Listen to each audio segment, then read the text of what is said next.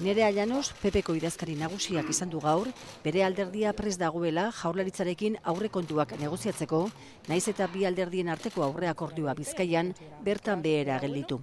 Y nosotros el viernes a la tarde no rompimos nada, ¿eh? Nosotros no rompimos nada. Jeltzaleek akordioa ostiral arratsaldean apurtu zuten, PPk fiskaltzan, Leioako alkate ohiaren kontrako salaketa ipini ondoren, kiroldegi berriaren kudeaketan irregulartasunak egin zirelakoan. Unai Rementeria Bizkaiko Aldundiaren bozeramaileak ontzat eman du bere alderdiak egin zuena.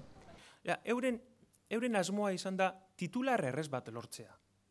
Behin eta berriz, linea gorri hori, amaitzen denean edo linea gorri hori pasatzen denean, lotu egin behar gara. Eta lotzeko era da, eta benetan sinisten dut, esanez, guk akordio horretan ez dugu sinistuko, horrela basabiltzaten. Izan ere, Bizkaiko diputazioak sozialistekin adostu ditu herrialdeko aurrekontuak.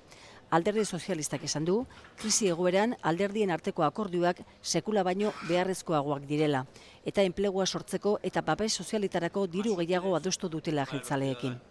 Porque creemos que Bizkaia no se puede permitir no disponer de un documento presupuestario.